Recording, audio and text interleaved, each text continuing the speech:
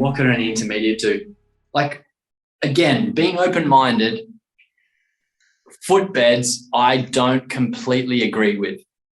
Okay. And there are boot fitters out there that make a really good footbed, but then there are boot fitters that perhaps don't. And I worked in a shop, like a really big shop in London at one stage in my life, and I was taught how to make footbeds there, along with my, you know, other 5 like friends who were working in the shop. And I would not, if any of my friends or family went and got a boot from them, like, I would definitely not recommend it, because there was some weird stuff coming out of those footbeds. And, you know, people's feet were in all sorts of like, because the idea is a footbed support the arch, yeah? Like, that's what most people think, support the arch. If you over support it, and I'm doing inverted commas here, you block the movement to roll your ankle in. So like pronation, rolling the ankle in, like that is something you must have skiing. Like, you need that movement. And if the footbed is so supportive that it blocks that, then now you've locked out the ankle and foot from being able to doing any fine-tuned stuff. So what do you start doing? You start leveraging the knee over, or you start leaning the upper body. Like the rollerblade guy example, almost where the wheels were, it blocked him from pronating, because his weight was actually rolling to the pinky toe edge, which is supination. So he couldn't pronate. So what does he do? He pushes his knee over. That's the next joint, using like hip muscles. He leans his upper body. So to intermediates, it would be just check your footbed wherever you got it from. If it is really thick, like you take it out and you put it on the table, if you can't actually push the footbed like down, like if it just stays really hard, my suggestion is I don't think that's going to help your skiing. I think that makes sense. Yeah, it might help you because another reason why they're really popular is because it'll help you inside your ski boot not have ankle and like inside foot ankle bone pressure, because you stop the pronation, the foot can't move against the side of the shell, and so you get no pain. And so the new ski boot, the problem is you pronate, the inside of the shell is not the same shape as the inside of your foot, so you get pain. And so the footbed and the podiatrist goes, oh, you got too much pronation. See, you do this, no wonder your ankle's hitting the side of the boot. Yeah, now you've just taken away the body trying to help roller ski over super easily. So you got to like, yeah, what are you really doing skiing for? So then I have to say then, if you go for less support, be ready to pay your boot fitter or with the boot fitting experience, get some customization along the inside edge of the shell. So my boot has punches for my like medial malleolus, or the inside ankle bone, for the navicular, for my heel, all these places where there's not much muscle, there's just a bit of skin over the bone. And when I go to press my foot against the side of my boot, I don't want pain. I need like a little pocket for that foot to sit in, so I can, roll it over. Nice. Well, I think it makes perfect sense what you're saying. I haven't heard anyone else say that before. I have been recommending custom footbeds a lot, but the ones I always had in mind and had myself are just, it's like a flat tray, and then, they custom it for your arch, and that would pass your test. If you stand on it, does it flatten? Yeah. So it's not that supportive. Well, I have in my ski bum days bought some, standardized insoles with support on the inside that was actually like built up with some foam. I can't see how that could have done that to my own skiing. You see the ones I mean? That's not just a sheet of footbed, but has actual, some foam stuff under it. Yes, yeah, like a stiff, almost, or maybe another type of material that's a bit stiffer. Yeah. Yeah. I think that makes some sense. Yeah, and so I mean, like again, I'm kind of cautious on this topic, because I don't want to piss people off for one. And I think boot fitters are doing a great. It's like the same as ski instructors. Who do they learn from? From someone else who says arch support is the best thing. And, you know, if you'd asked me, again, when I worked in the shop in London in like 2014, I would have said, get a good footbed. It's essential. Like, you must have it, because that's what I'd been taught and everything, until I started ripping my footbed apart to the point now I've got a new insole coming that is an anti-supination footbed. It is a full promotion of pronation footbed. It is like, get your foot pronating like you've never pronated before. So complete of like support, right? And I've tested some versions of it before this, and I love it, and it works really well. My foot feels more comfortable. I can edge easier. But you know, you have to be careful with that stuff, because it's so against the current, like, the paradigm that's out there now. You know, so like, how does that footbed work? Does it have support on like the blade of your foot? No, it's like, now we're going down a real rabbit hole. Like, so here's the thing: your foot doesn't need support. Like, there's an arch there because arches are like, you don't build an arch bridge and put support under it. You build an arch bridge because it can cross a river. You know, the load sort of is spread out over the whole thing. That's how an arch works. And then like a suspension bridge means now it can give. So our foot can be a mobile adapter, can hit the ground, change, you know, to sticks and rocks. And then when we need to move forward, it can get rigid again through the way the bones are put together and propel us forward. So if you start with that as you're thinking, okay, my feet, I just need to like place them well and then, you know, align myself, use my muscles. Now my arches work like arches. There's more than one arch. There's many arches in the foot. You just keep looking. There's like a lateral one, a transverse one, a medial one. And there's arches within arches. So you just get all the arches working. You don't need any support. You now have this super high-tech functioning foot so with this insole, all it does is allows space to be able to move. Well, again, for the ski boot thing, allows your foot to move closer to the edge. Like, picture halfway through a carved turn, a freeze frame, someone like way over, trying to balance on their outside ski edge. Like, the point of balance is the edge. Mm-hmm. It is like on ice, it's like so tiny. So then if that's actually like, take the rest of the boot out, your body is trying to balance on that edge. So you need to get the foot closer to that point. And so this footbed allows that almost within inside the boot. And then it uses different materials. It uses Kevlar and carbon fiber, because Kevlar is energy absorbing. So you don't get as much like sort of like instant pressure feedback. Whereas then you have underneath a layer of carbon like it feels pressure straight away. Like, it doesn't compress. So your foot gets feedback faster than any other kind of material under the foot. So you've got these layers, your foot can respond faster. So I can feel what my foot's doing better. And then there's all sorts of, like, I have to show you it. It's but what does it look like? Is it just completely flat to allow you to do this? Or does it have it? Yes, please get it.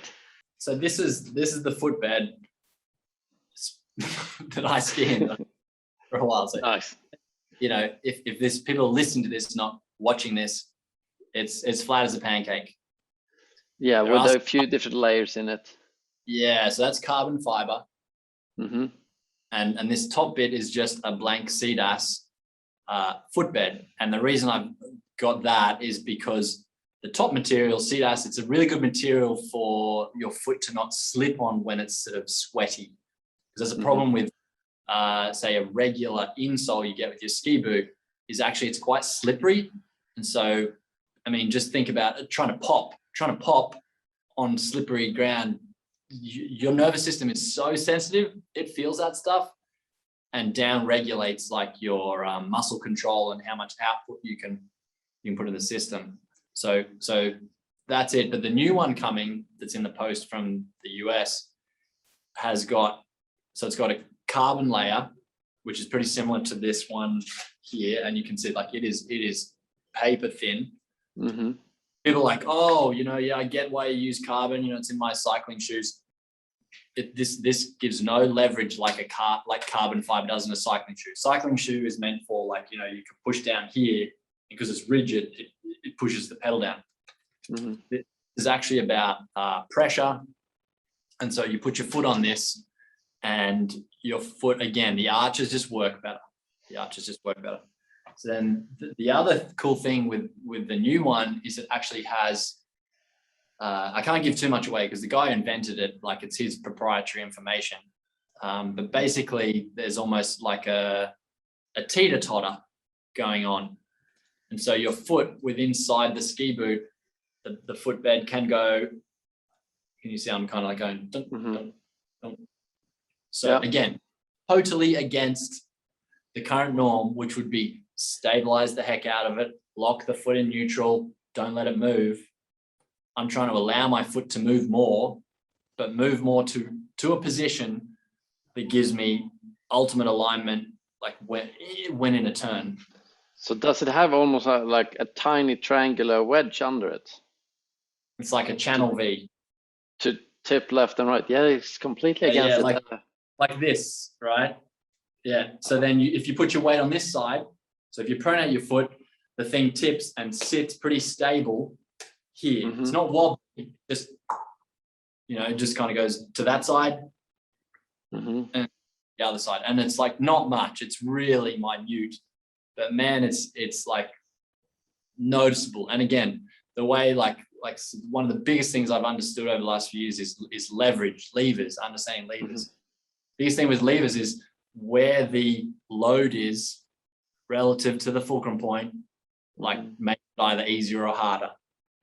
So if you can move a load, you make something either easier or harder. Like I'm trying to just play with that sort of stuff. And you know what, like in 5 years time, maybe I'll go, wow, Tom, that was like such a wacky idea. But I'm going to learn so much through doing what everyone else says don't do, that like that's what life's about. I love learning and experimenting, and you always make like you got to learn from your mistakes as well. Absolutely. No, I'm thrilled about it. I almost want to buy one now, but you should seriously get it. I guarantee with the amount of skiing you've done, especially freestyle, and I'll tell the guy, like this guy is also like into jumping, he'll probably tweak it so it's better for dealing with impacts and more vertical forces. And like you will notice it, I guarantee you. Because I am curious, because I for the last 2 years I got into either running barefoot or in like barefoot shoes, because I have a feeling you might do that too. Yeah. This I can see from the dirty feet, but also the way you talk about it. It's worth mentioning to the people listening that basically everybody knows it in the medical community, that if you support something, if you wear a big knee brace or a shoulder brace, anything that really supports muscles, it's going to make you super strong in that moment, that day. But if you use it regularly, anything you support will get weaker. And that is also the argument with your feet. They are not getting flat because you're wearing Converse shoes. They're probably getting flat because you're wearing supported shoes, or just walk too much on flat, non-human ground like concrete, and that's flattening it. While actually walking over roots and grass and in non-supportive shoes, you're going to get stronger arches of the feet. It just makes sense. Yeah, exactly. And I've been really interested in, like with the ski boot thing, like this guy who his name is Adarian Barr. By the way, I should credit him. His website is Barr Running, BARRUNNING. Like I've learned a lot from him about footwear. Like every shoe design, like again, will influence your arches. So like the Converses, like the way they are will manipulate and your foot will find a way to work within that Converse shoe.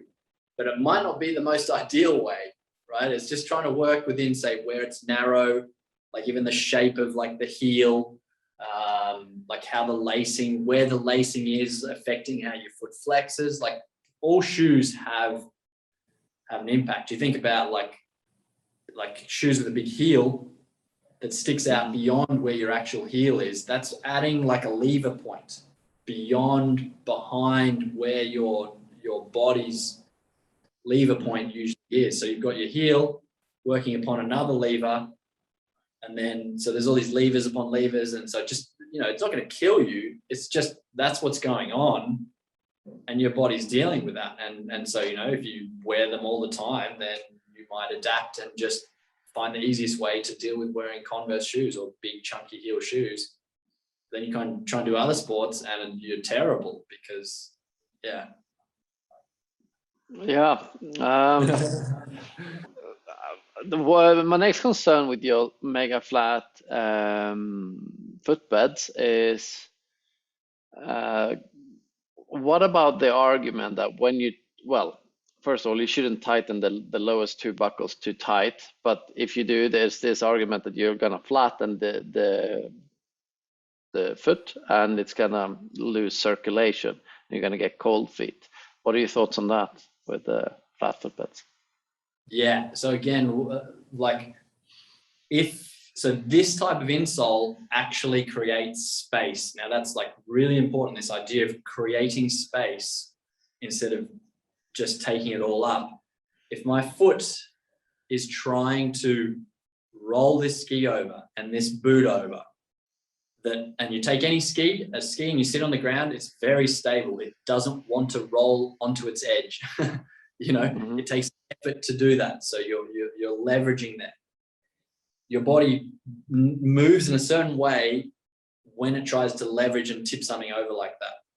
If you have space that your foot can move into, now like your body won't look for space elsewhere. Like if it's supported with arch support and it tries to push into this space, it's got nothing there. Guess what it's going to do? It's going to lift up the pinky toe. You're going to push out to the pinky toe side, and you're going to try and pull your pinky toe up against the top, like, you know, where that first buckle point is.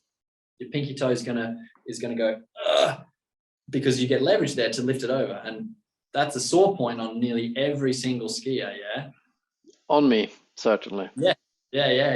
Since switching to these, I find less problems in my feet because I'm not blocking my foot and I'm not forcing my foot to find another solution around having no space to pronate and position myself there.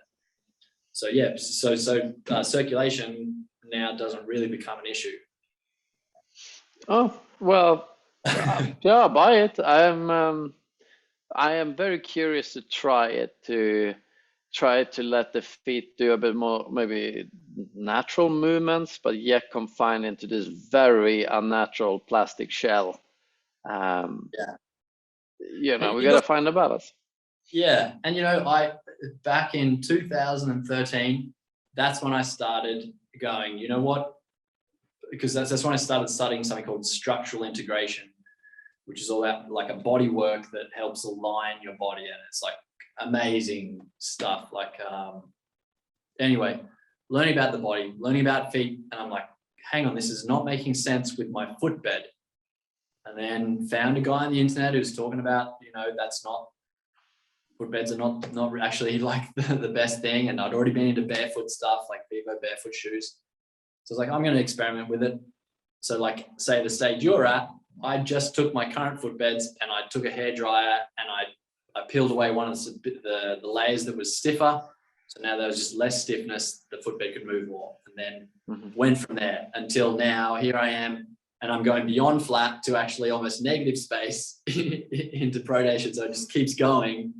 And, you know, be a point where it goes, it's too far, but I need to find where that is to then be sure of where and why I want, you know, the setup that I will eventually be really happy with.